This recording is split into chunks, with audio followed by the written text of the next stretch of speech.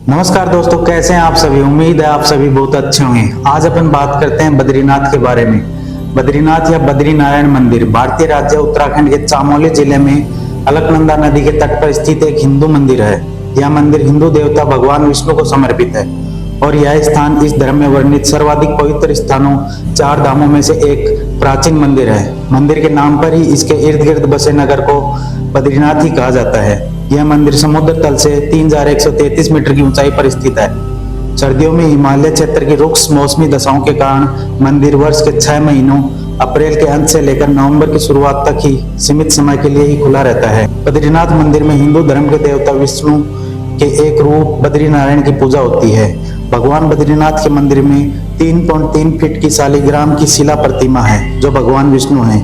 इसके बारे में मान्यता है कि इसे आदि शंकराचार्य ने 8वीं शताब्दी में समीप स्थित नारद कुंभ से निकालकर स्थापित किया था। इस मूर्ति को कई हिंदुओं द्वारा कहा गया है स्वयं प्रकट हुई प्रतिमाओं में से एक है। विष्णु पुराण, महाभारत तथा स्कंद पुराण जैसे कई प्राचीन ग्रंथों में इस मंदिर का उल्लेख मिलता है। एक अन्य संकल्पना के अनुसार इस मंदिर को बद्री विशाल के नाम से भी पुकारते हैं और भगवान विष्णु को ही समर्पित निकट स्थित 4 अन्य मंदिरों योग ध्यान बद्री, भविष्य बद्री, वर्ध बद्री और आदि बद्री के साथ जोड़कर पूरे समूह को पंच बद्री के रूप में जाना जाता है। ऋषिकेश से यह 294 किलोमीटर की दूरी पर उत्तर दिशा में स्थित है। सरकार द्वारा मंदिर तक आगमन सुलभ करने के लिए वर्तमान में 4 धाम महामार्ग तथा 4 धाम रेलवे जैसी कई योजनाओं पर कार्य चल रहा है। हिमालय में स्थित बद्रीनाथ क्षेत्र भिन्न भिन्न कालों में अलग अलग नाम से प्रचलित रहा है। स्कंद पुराण में बद्री क्षेत्र को मुक्ति पर्दा के नाम से उल्लेखित किया गया है, जिससे स्पष्ट हो जाता है कि सतयुग में यही इस क्षेत्र का नाम था। त्रेता युग में भगवान नारायण के इस क्षेत्र को योग सिद्ध और फिर द्वापर युग में भगवान के प्रत्यक्ष दर्शन के कारण इसे मणिभद्र आश्रम या विशाला तीर्थ कहा गया है।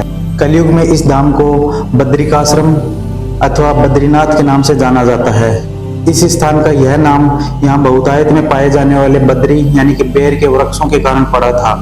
कहा जाता है कि इस स्थान पर पहले बद्री के घने वन पाए जाते थे, हालांकि अब उनका कोई निशान तक नहीं बचा है। बद्रीनाथ नाम की उत्पत्ति पर एक कथा भी प्रचलित है जो इस प्रकार है।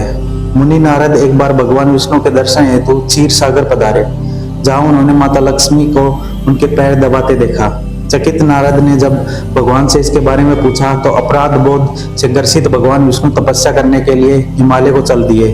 जब भगवान विष्णु योग ध्यान मुद्रा में तपस्या में लीन थे तो बहुत अधिक हिमपात होने लगा। भगवान विष्णु हिम में पूरी तरह डूब चुके थे। उनकी इस दशा को देखकर माता लक्ष्मी का हृदय द्रवित हो उठा और उन्होंने स्वयं भगवान विष्णु के समीप खड़े होकर एक बद्री के वृक्ष का रूप ले लिया और समस्त हिम को अपने ऊपर सहने लगी। माता लक्ष्मी भगवान विष्णु को धूप, वर्षा और हिम से बचाने की कठोर तपस्या में जुट गई।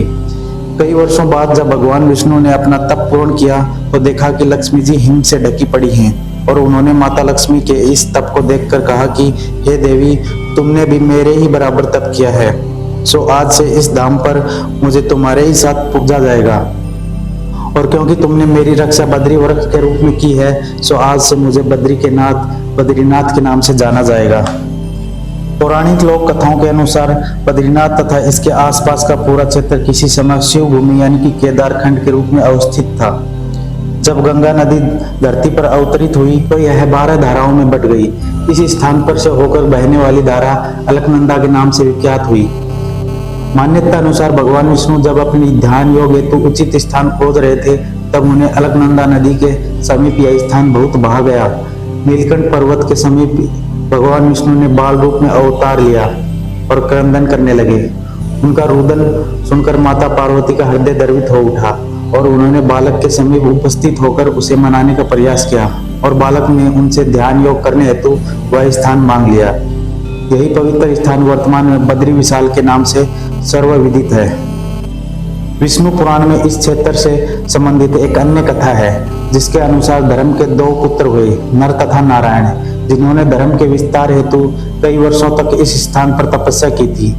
अपना आश्रम स्थापित करने के लिए एक आदर्श स्थान की तलाश में वर्ध बद्री, योग बद्री, ध्यान बद्री और भविष्य बद्री नामक 4 स्थानों में घूमे। अंततः उन्हें अलकनंदा नदी के पीछे एक गर्म और ठंडे पानी का चश्मा मिला, जिसके पास के क्षेत्र को उन्होंने बद्री विशाल का नाम दिया। यह भी माना जाता है कि व्यास जी ने महाभारत इसी जगह पर लिखी थी और नर नारायण ने ही क्रमशः अर्जुन और कृष्ण के रूप में जन्म लिया था। महाभारत कालीन एक अन्य मान्यता यह भी है कि इसी स्थान पर पांडवों ने अपने पितरों का पिंडदान किया था। इसी कारण इसे बद्रीनाथ के ब्रह्म कपाल क्षेत्र में आज भी तीर्थयात्री अपने पितरों की आत्मा की शांति के लिए पिंडदान करते हैं। तो दोस्तों, आज का यह हमारा वीडियो आपको कैसा लगा? अगर हमारी जानकारी आपको अच्छी लगी है तो चैनल को सब्सक्राइब करना ना भूलें। अगर आप कोई सुझाव देना चाहते हैं तो हमें कमेंट बॉक्स में जरूर लिखें।